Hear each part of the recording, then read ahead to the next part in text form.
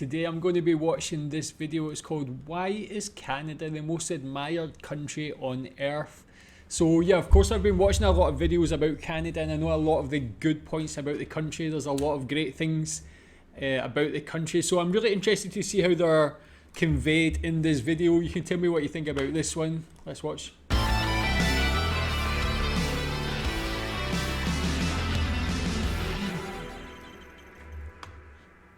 2017 is the year that Canada celebrates 150 years of existence. Happy Canada Day! Happy birthday to you. Happy The specific day of their birthday was the 1st of July, so, well, happy belated birthday, Canada.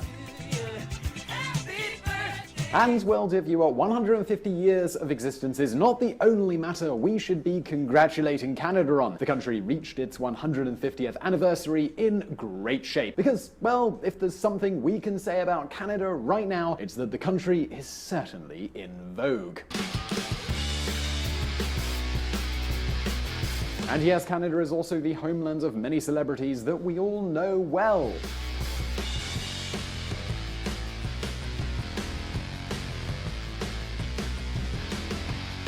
But there has been one celebrity who has been put in the international political spotlight. We are, of course, talking about Justin. No, not that Justin. We meant this one, of course, Justin Trudeau. Canada has reached its 150th birthday as one of the richest countries in the world with a top-notch quality of life, as well as being one of the most admired countries on Earth. Certainly not bad, right? So now you might be wondering, what is the cause of all of this? What are the main achievements that Canada is celebrating after 150 years? And importantly, well, is there a dark side to Canada? We're going to answer all of those questions in this video, but first, let us get some perspective. The Great Transformation. You might not have heard much about Canada recently, but we can certainly say that they are no ordinary country. In fact, Canada is the second biggest country in the world, with its territory covering 6 different time zones. And guess which country has the most coastline in the world? Well, no prizes if you guessed Canada. Of course, as all regular visual politic viewers already know, neither the size of a country's surface nor its coastline determines its wealth or how many opportunities its citizens have. So then, what's really behind the success of Canada? Well, one key factor here is the disastrous years that Canada had in the late 80s and early 90s. During this time, Canada suffered economic stagnation and several crises. These were bad enough that in 1995, the Wall Street Journal called Canada an honorary member of the Third World due to its inability to control government accounts. Whoa. Well, that's interesting to me because I actually never knew that. I never knew like Canada went through a period of struggle in that like late 80s, early 90s. Tell me, yeah, again, we might go into the reasons for that on this video, but if you lived through that time, what were the reasons? Was it really that difficult to live through them? But again, like when you see how Canada is today, such a prosperous country, the growth in that period of time, like just over 30 years, that's actually quite fantastic. So yeah, tell me more about that. Again, like all the videos I watched, I've not heard that Canada had those sort of issues, so interesting. Since then, as you can see, things have changed enormously. Canada really knew how to play to their strengths and get rid of their weaknesses. And especially and above all, Canadians have really understood the importance and meaning of these two words, competitiveness and integration. After those disastrous years of the 80s and 90s, Canadians realized that before thinking about spending, it is absolutely essential to think about creating. And they realized that in order to do that, they needed investment, businesses, and trade. A great deal of trade.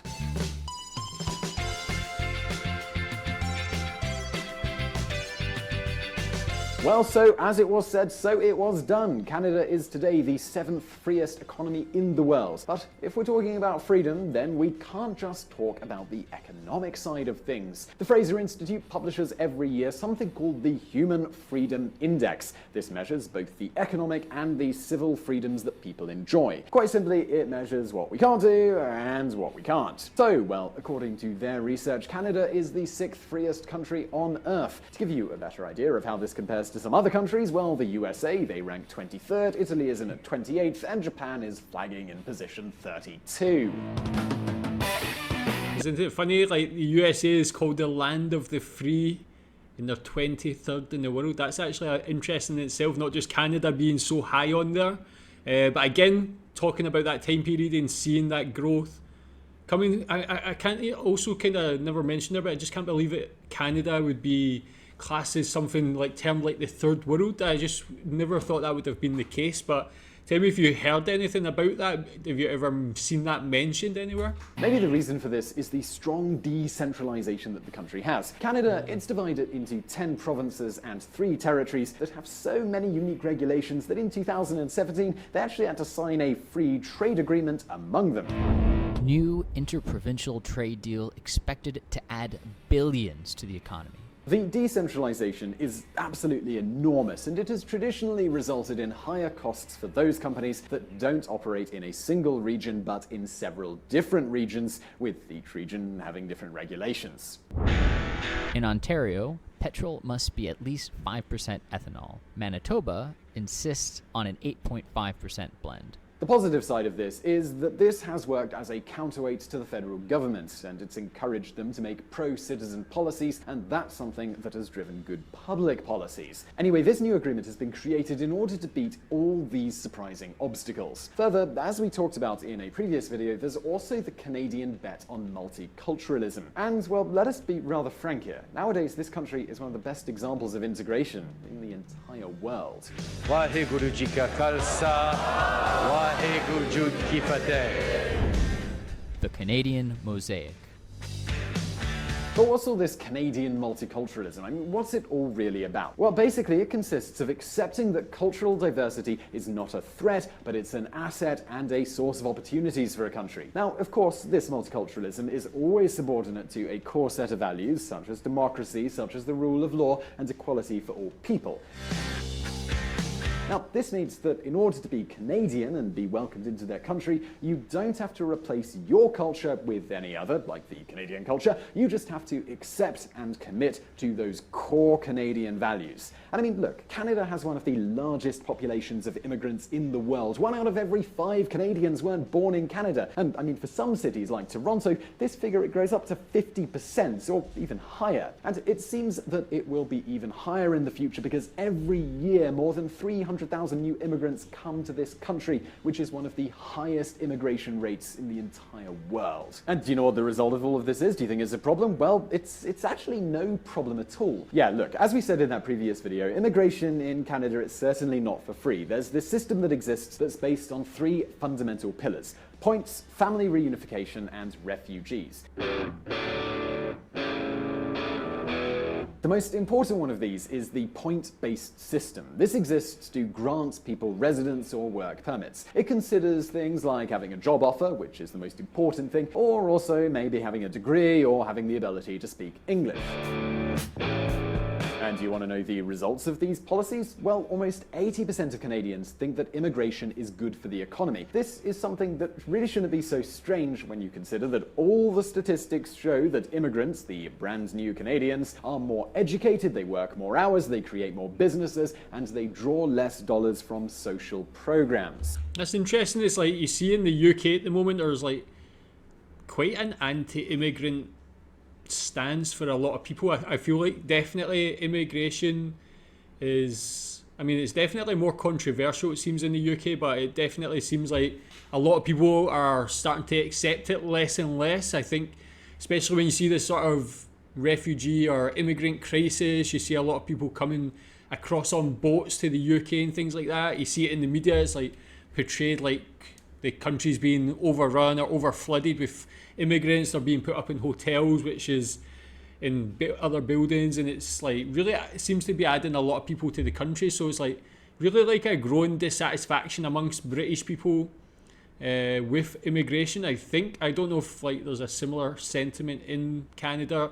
It seems like here, but like they have like, it's just more ingrained in the culture, and it seems like Canada handles it like a lot better, and like, as I say, 80% of people like basically support it. I think that's like, it really shows it's such a like more successful way of dealing with immigrants in Canada compared to the UK anyway. Now, the question might be, does it have many rules about immigration? And certainly it does, but this sort of welcoming culture focused on integration, well, it's pretty rare to find.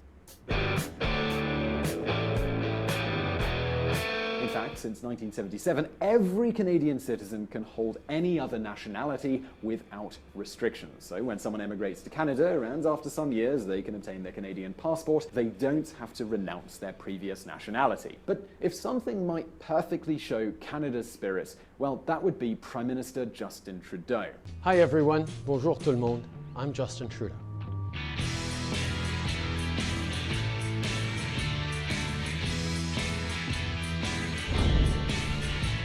Justin Trudeau, a political star. Justin Trudeau, he took office in 2015, almost by surprise, and at just 44 years of age. Today, he is one of the most popular politicians in the world, and that's true in Canada as well. This is When you said by surprise, what was the deal with that? Was he not expected to become the Prime Minister at the time? Was it a surprise? something that the polls never knew that. clearly show. A recent survey by Abacus Data on the leadership of the Prime Minister shows that 70% of Canadians are confident that Trudeau will successfully manage Canada's relations with its allies. 63% trust his responsibility to make decisions, and 62% believe that his decisions will be good ones. I mean, how many politicians around the world would really like approval ratings like those? We need a leader. However, Trudeau, he's not a typical politician, not at all. The Prime Minister of Canada has put on the table a program and a form of government that's really quite different from what's typically being used. And when you look at his cabinet, I mean, it's a realistic sample of Canada's reality. A cabinet that looks like Canada. 15 of the 30 ministers are women. There's even an Afghanistan veteran and an individual who was formerly a volunteer in Niger. There are also business executives and even some ministers who are Sikhs, which is a religion native to the Punjab state in India. The latest addition to that cabinet, by the way, has been Ahmed Hussein, a Somali who arrived to Canada as a refugee at 16 years old and is now the Minister of Immigration. Pretty amazing, right? Trudeau's political priorities, well, they're as international as his cabinet. One of the government of Canada's key challenges is to boost trade among nations. Now, pay attention to their Foreign Affairs Minister.